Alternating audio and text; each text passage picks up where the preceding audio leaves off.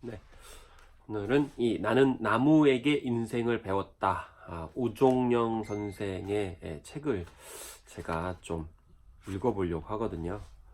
평생 이제 나무의사로 산 그런 우종영 선생인데 뭐 많은 흥미로운 얘기가 있어요. 어떻게 그렇게 나무의사로 살아왔는지 이런 것들을 잘 보여서 좀 감동적이다라는 생각이 좀 듭니다. 나무를 보면서 여러 가지 많이 생각을 하게 되는데 그 가운데 하나가 뭐 이런 대목이 있었어요. 아기를 키우듯이 나무를 키운다. 뭐 이런 대목이 있었거든요. 근데 무엇보다 이제 그 나무라고 하는 그런 존재는 역시 사람과 같다라는 생각을 좀 하게 됐습니다. 그래서 그것을 알 수 있는 용어가 바로 이제 빛에 관련돼 가지고 광보상점이라는 이 말인데, 이 광보상점이라는 건 나무가 이렇게 광합성을 하는데 밤새 산소를 들이마시고 또 탄소를 내뿜는 나무인데, 이 광합성을 통해서 서로 이제 산소를 만들잖아요. 근데 이 가스가 들락날락 거리는 시점을 광보상점이다 이렇게 얘기합니다. 그러니까 광보상점이라는 게 식물이 살 수 있는 최소한의 빛을 말하는 것입니다. 그래서 광보상점이 낮으면 적은 햇볕으로도 광합성을 할 수 있고, 반대로 광보상점이 높으면 햇볕이 충분해야 생존을 위한 광합성이 가능한 건데, 이게 나무마다 이제 다 다르다는 거겠죠. 그래서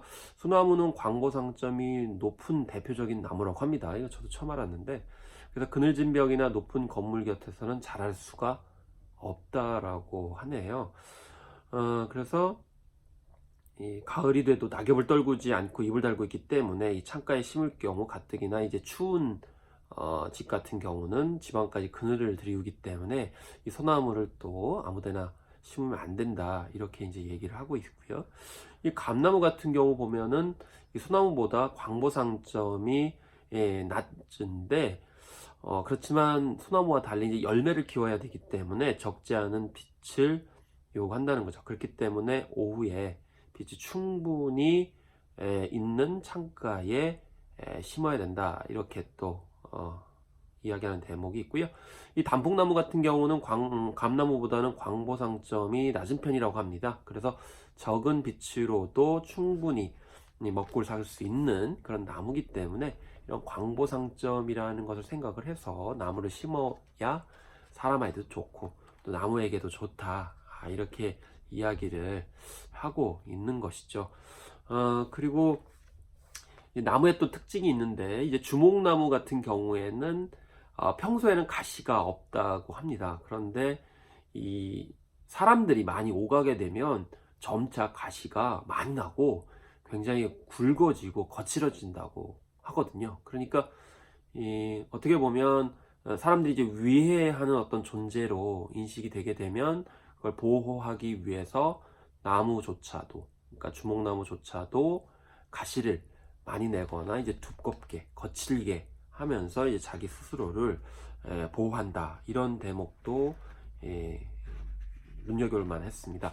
그리고 이 소나무 같은 경우는 사시사철 푸르잖아요. 지금 가을에서 이제 겨울로 넘어왔는데 그럼에도 불구하고 이제 푸르니까 많이 심는데, 근데 그런 특성이 또 역설적인 어떤 결과를 낳는다는 걸 알 수가 있었습니다.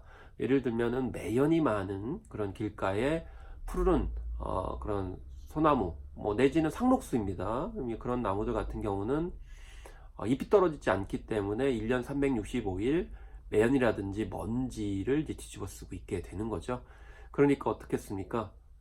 푸르르긴 하지만 거기에 먼지와 매연이 이제 뒤집어 쓰는 그런 상태를 만들기 때문에 결국 지저분해 보이죠. 그러니까 상록수인데 오히려 역설적으로 지저분해 보이는 결과에 이른다라고 얘기를 하고요. 또 뭐 부모 교육에 관련해서 가장 또 말을 많이 할 수 있는 것이 바로 이 큰 나무 밑에는 작은 나무가 이제 살지 못한다, 뭐 이런 얘기가 되거든요. 그래서 아무리 좋은 수종의 나무를 하더라도 부모나 아니면 스승, 주변 사람들이 어떤 태도를 보이냐에 따라서 굉장히 좋은 나무라 하더라도 다르게 자랄 수 있거나 아예 자라지도 못한다 이렇게 볼 수가 있는 것입니다. 그래서 이 나무 의사가 이렇게 나무에 대해서 이야기를 하고 있는데, 그 과정이 누구도 눈여겨보지 않은 나무 그 치료 어떤 전문적인 영역을 개척하는 그런 삶 자체가 또 하나의 나무였지 않나, 이런 생각이 좀 들어서, 이 무엇보다도 결론을 내린 것은 바로 사람 하나하나의 삶이 나무이고, 또 그 나무에는 모두 다 역사이기 때문에 어, 나무의사가 얘기하듯이 길가에 나무를 하더라도 함부로 가지를 자르는 일은 없어야 되겠다 라는 생각이 들고요. 또 그것은 비단 나무의 이야기가 아니고 우리들의 이야기, 삶의 이야기, 또 각자 한 사람 한 사람이 왜 소중한지를, 그리고 어떻게 소중하게 그 삶이 성장해야 되는지를 이 나무 이야기를 통해서 이렇게 생각해 볼 수가 있었습니다.